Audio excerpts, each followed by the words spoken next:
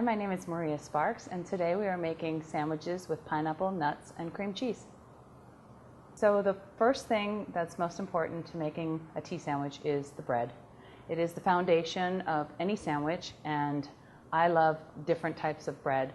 My favorite is a dark, either pumpernickel or rye, or a squaw bread, which is like a sweet wheat. And the reason why I like that for this type of sandwich is all the ingredients that are going on the inside are very light in color. So it's really nice to have a dark bread to give it some contrast.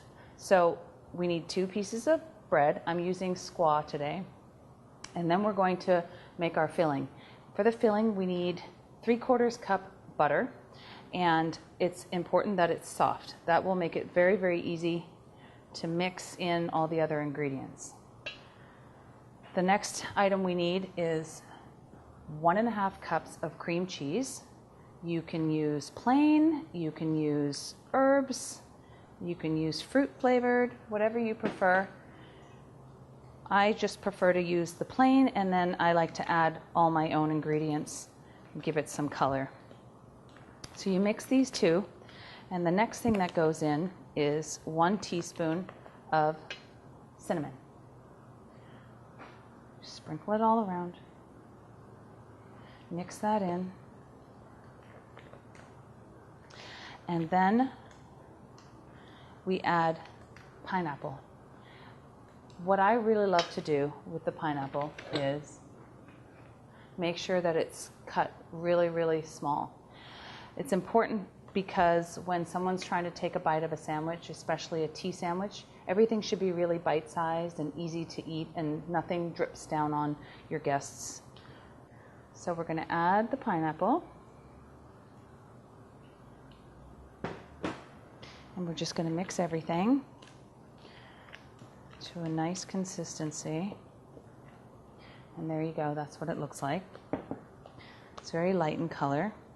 You can add things at this time if you like nuts.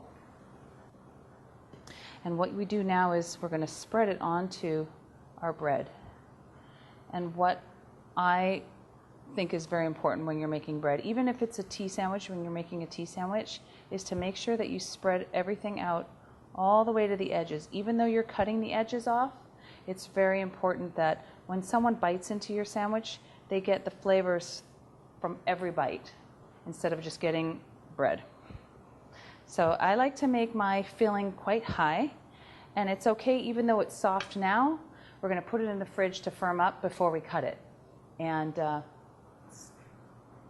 one of my favorite tips is anything that you need to slice thin or need to slice precisely, it's best when you chill it first and then cut it with a nice sharp knife.